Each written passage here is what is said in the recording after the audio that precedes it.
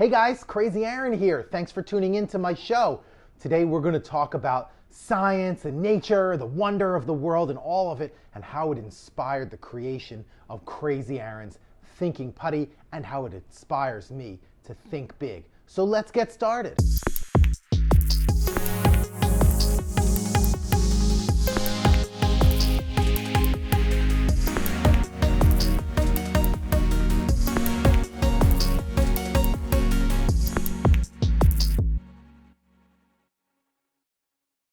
If you hadn't seen the last episode where we talked about the moon and how thinking putties were inspired by the moon and how it's inspired poets and storytellers for centuries, well, go check it out in our video archive. Today, we're going to flip it from night to day and talk about our yellow sun, our white sun.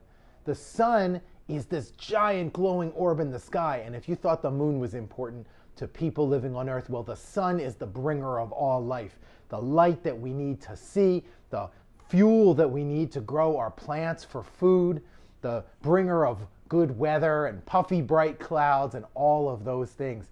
I could go on and on about the magic of the sun, and wait, I'm going to.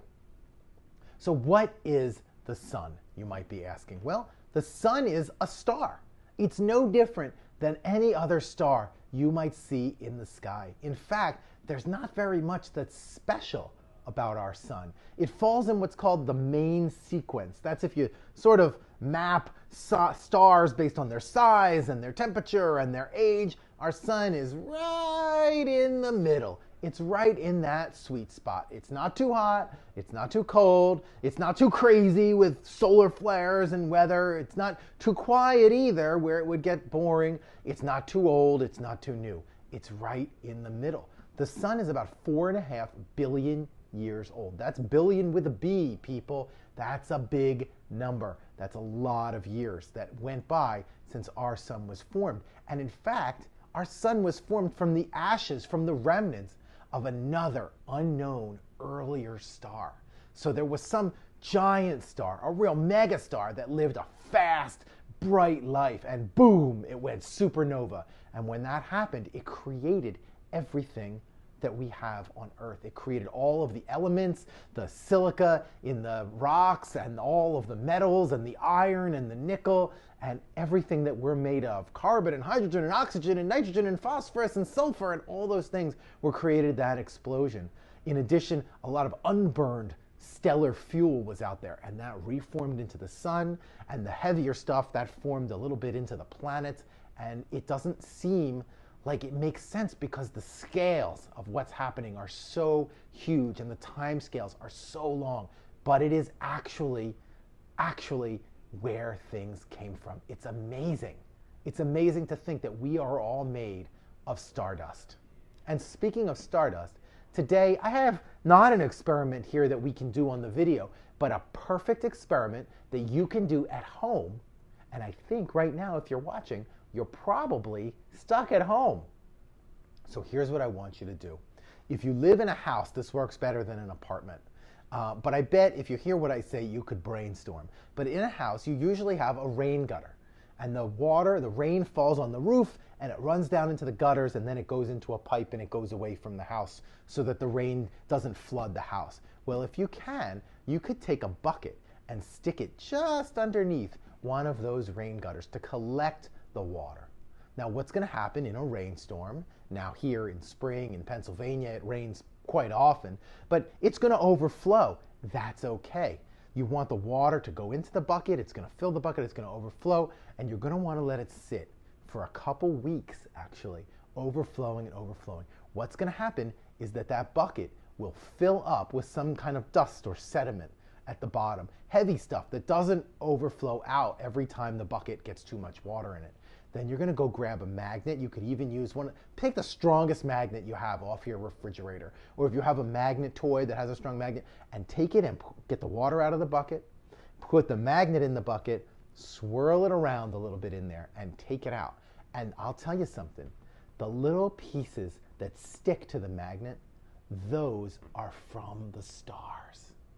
the stuff that's stuck to that magnet that came down off your roof, that's the dust, the stellar dust that's landing on Earth all the time. When you see a shooting star in the sky, usually that little psh, and then it's gone, tiny little grains of sand, tiny little grains. Well, many of them are made from iron or nickel, which are both magnetic. And so when you pick that stuff up with your magnet, you are collecting the stardust that has fallen onto your roof. Give it a try. And if you get it something in a couple weeks, I would love to see a photo of what you found. You can save it, put it in a little jar. You'll have your own stardust just for you. You know, there are so many things about the sun that are incredible. The sun makes its own weather. It's hot, and so it's blowing particles off of itself all of the time, just blowing them into space at millions of miles an hour. And being that we are about between 93 and 98 million miles from the sun, it takes a long time for them to get to us. But when they do, kaboom, it creates something beautiful. The northern and southern lights, the aurora.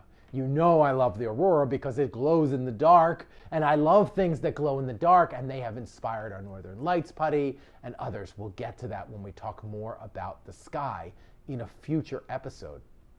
But for now, realize that it is the solar wind that creates that energy that interacts with the Earth's atmosphere to do that. So I'm going to play here with my yellow putty, but we talked in a previous episode about how, right, the sun is not really yellow.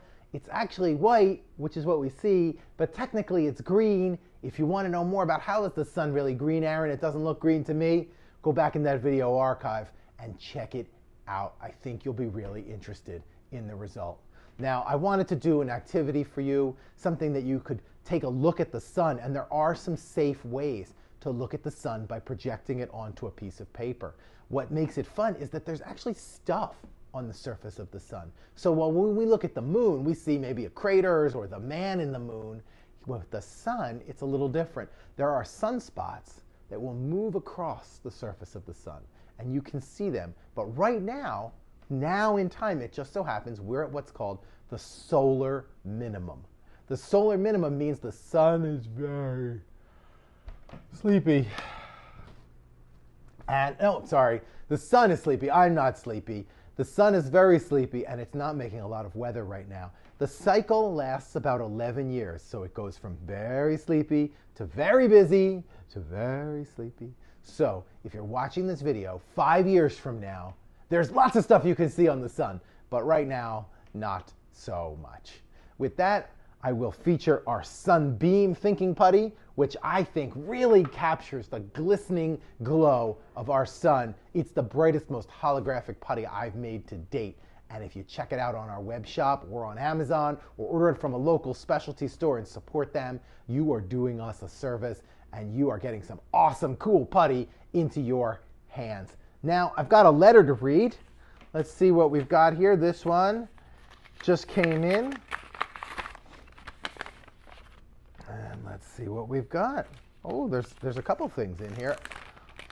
This is froggy time. We'll have to do a frog episode. Dear Crazy Aaron, my name is Claire. What is your favorite putty? My favorite is Gumballer and Ginger Snapper. If you haven't already, could you make a putty that smells like strawberry? I believe that we do have one that smells like strawberry, and it is in the sensory collection. Instead of orangesicle, why don't you try the pink one? And you will love it because it smells like strawberry and vanilla ice cream mixed together.